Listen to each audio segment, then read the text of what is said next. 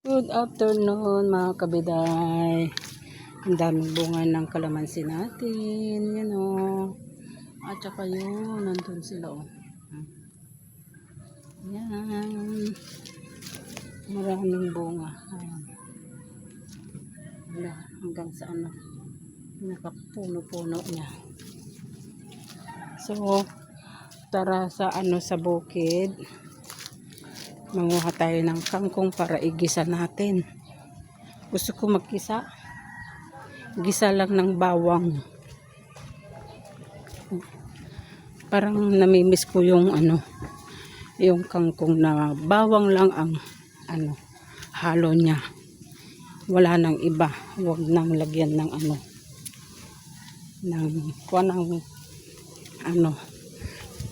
bawang lang ang ipanggisa. Ayan. So, nakita ko nung nakaraan, nung nandito kami, namitas yung pamangkin ko. Kita ko ang dami. So, manguha tayo mga kabiday. Malinis din yan. Malinis ito mga kabiday. Kasi wala namang walang chemical. Hindi na-sprayhan. So, ilagay ko kayo din hindi kayo makita. Dito na lang. Yan, lagay ko na lang kayo rito. Yan, bahala na kung makita ako. Dito tayo.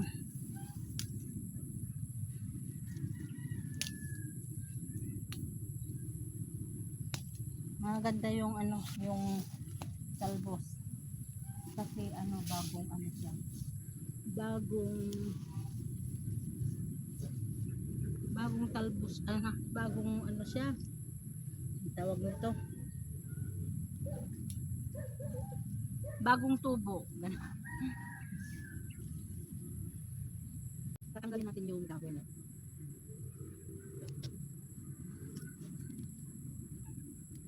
Yung kahoy lang niya.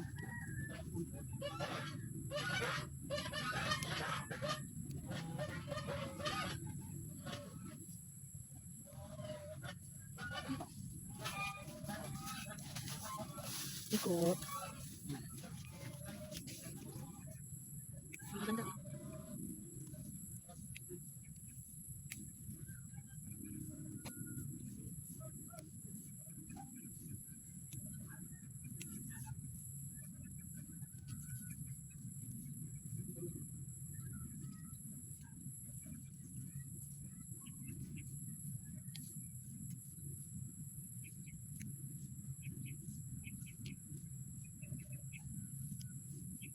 Ganda ko.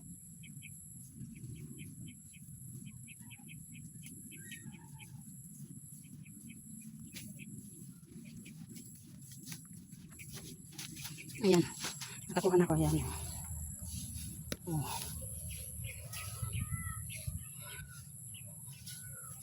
Kukunin ko lang yung yung pinakapuno niya. Hindi na yung dahon. Ganun ako. Pag siyempre iba yung yung alam nyo yung puti na niya na kangkong. Yun, may tanim ako doon, nandun sa sa likod. Pero pangit na yung talbos niya kasi sa dami nga ng ng insekto kinakain. Buti nga dito walang insekto. Ayan, madamo lang. Parang namimiss ko kasi mga kabiday yung yung lutong yung linuluto lang ng ng bawang igigisa lang. Kasi ganun yung yung nasa abroad ako sa sa Hong Kong. Kahit anong gisa lang ng ng mga gulay, ang sarap-sarap na ganun. Pero namimiss din natin kahit na ano, wala na tayo doon sa Hong Kong. Nagkatulong tayo doon ng ano, ng 19 years. 19 years ako doon mga kabiday sa ano, sa Hong Kong. Doon na ako ano, doon na ako nag matanda. Doon na ako nagpakatanda. So ano, okay lang, nag-enjoy naman tayo doon. Kumita ng pera. At ano, nakapagtulong tayo sa mga anak, nakapag-aral sila. Yan. Kaya ano, gusto ko nga ano, bumalik nga mga kabiday. Gusto kong bumalik sa ano, sa Hong Kong. Kaya lang siyempre baka hindi na ako makahanap ng amo. Kasi ano nga. Pero yung kaibigan ko, sinasabi niya mamasyal daw ako doon. Ganun. Tapos maghanap ng amo, pero iniisip ko parang ano, gusto ko na hindi eh. Pero parang iniisip ko yung panibagong amo na naman siya na ano, ano ka na naman, mag-a-adjust ka naman sa mga amo. Kasi ano mga kabiday, swerte-swerte lang yung mga magagandang ano, ugali, ganun. Pero ang pinakamaganda lang dun sa ano mga kabiday, sa Hong Kong, wala pa naman akong nakitang, ay sa bagay meron naman, depende siguro sa yung amo mga kabiday, yung hinuhulog ka sa ano, sa bintana. Totoo naman siguro yung mga yun, no? Alam niyo mga kabiday, namatay na yung ano, yung hindi talaga maganda yung tanim na lansones dito sa Pilipinas. Gusto niya lagi yung umuulan-ulan. Ngayon tumabla na yung ano, yung tubig, ay yung lupa. Wala na, hindi na maganda. Nandun na naman yung aso ko. Puti, nasaan ka? Naghahanap siya ng ano, mahuli. Ang daming lamok. Tara. Gusto ko, ayun nga mga kabiday, yung ano, yung depende sa amo. Kasi siyempre, nasa sayo na yun, makibagay. Ako mga kabiday, nung first time ko, ang amo ko, napakasungit yung amo ko mga kabiday.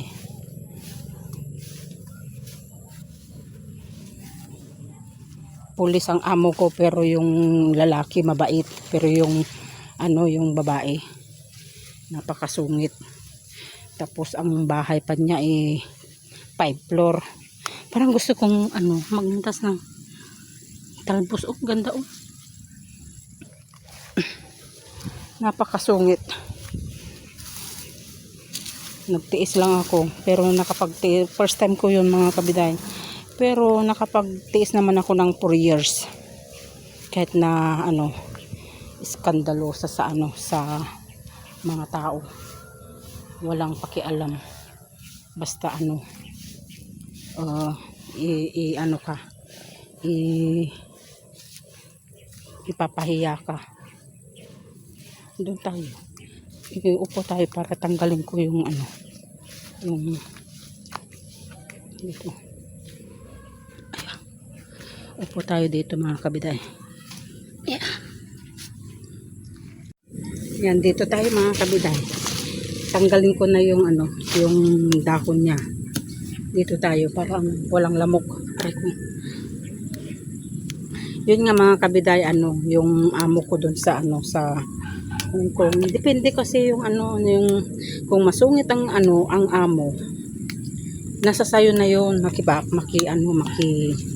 makibagay, ganun. Kahit na alam nyo, kahit na masungit yung amo ko noon, Ako lang nakibagay kahit na mali sila, kahit na hindi ko mali. Ano yun, napakpakumbaba talaga ako. Siyempre iniisip ko yung natin, yung gastos natin noon sa sa Pilipinas, yung pag-apply natin, ganun. Iniisip ko kahit na hindi ko mali, nagsasorry na lang ako. Yun. Sa awa ng Diyos nakapag 4 years ako doon, kahit na ganun yung ugali ng amo.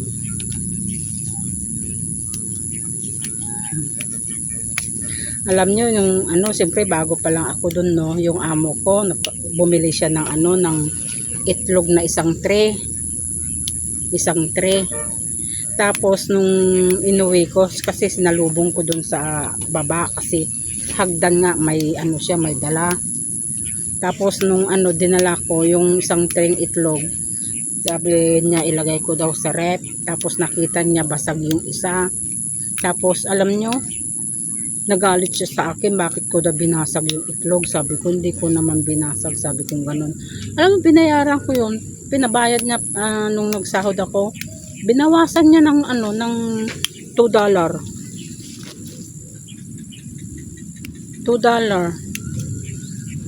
Wala akong imig, siyempre bago pa lang ako doon. Siyempre first time nating umapak ng Hong Kong, ganun. Tapos ganun nga yung nangyari. Hindi na lang ako umimik. Wala na akong imik noon binawasan niya yung yung sahod ko. Hindi ko alam, $2 ata o $5. Ayun, hindi ko tapos alam niyo mga kabidan, niluto niya, kinain niya. Pero mahirap naman kasing lumaban ng amo kasi first time, wala pa akong alam doon, ganun. Kaya tahimik na lang ako. Para na akong napupukan ng ng bisikol, yung ako ng parang natuktukan na ng kuhol. Hindi na ako nagsasalita, ganun. Pero nung medyo matagal-tagal na ako. Pero nung hindi yung amo kong nung nakahanap na ako ng amo, naturuan na rin ako na mapagsagot-sagot na rin ako kahit na pero yung sa tama lang naman. Namimiss ko talaga ang Hong Kong. Gusto kong bumalik doon. Kaya lang baka hindi na ako makahanap ng amo kasi may edad na ako.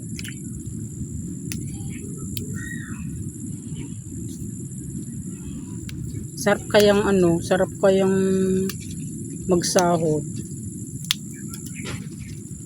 magsahod ng ng isang buwan. Tapos pag linggo, 'di ba?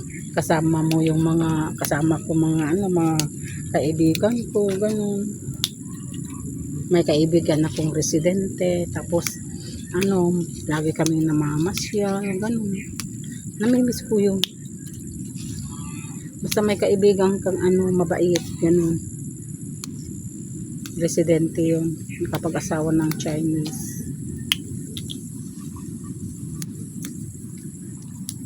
Kung saan kami, Tapos dinala pa ako doon sa trabaho niya, restaurant, Taiwanese restaurant yung trabaho niya doon. Sa sa Shatin. Shatin siya nagtatrabaho sa restaurant. Punta ako doon, tapos pag nagtrabaho siya, puntahan mo ako rito, sabi niya ganun. Punta ako doon ng linggo. Tapos mag-out siya. Tapos labas na kami, mamasyal, ganun. Ang sarap mamasyal. Tapos nung winter, ganun. Saan kami punta kami doon sa mga sa mga bonsai na mga halaman. Ganda. Tapos meron akong kwintas na 24 carats ata, yung 24 carats. nasa pawn shop siya, hindi ko matubos-tubos, nasa pawn shop yung ano yung alahas ko. Ilang years nandun, natulog na siya ng ano ng how many years doon sa pawn shop. Tapos nang hindi ko na matubos-tubos, sabi rin niya ano, siya na lang daw magtubos ng alahas ko. Tapos ano, pero sa kanya na. Sa kanya na. Tapos ano ang sanla nun mababa pa lang ata, mababa ata. 1,000 ata. 1,000 ata, hindi ko alam kung mababa lang yung ano yung pinansalaan ko kasi pag mataas hindi ko na matutubos. Parang ano, parang 1,000 ata nun. Or 500, 600. Tapos yun, ano, kinuha niya ano, hindi na binigay sa akin, sinaulik ay ano na, tinubos na niya sa kanya na. Binigyan na lang ako ng 500 Hong Kong dollars. Yun. Sayang nga eh. May ano yun, may pendant ata kaya. May pendant kaya. Sayang. Namimiss ko yung ano, yung alahas ko ngayon. Mahal ng alahas ngayon, no? Dito nga sa Pilipinas, mahal. Marami, daming mga ano, mga sup-sup. Ano ba yung sup-sup? Tara na. Kunti lang, oh. Kunti lang. Dalawa lang naman kami. So, let's go. Diyan ako umupo. Ayan. Tagtagusan. Dagdagan ko sana ng ano ng kamote. Ayun no, nagtambak na naman sila dyan. Dami. Let's go. Ang daming mga bulaklak na bulaklak ng chiko doon sa bahay, doon sa kabila. So let's go. Mga kabilan, magluluto na tayo. Ulang-ulam. Jumbo!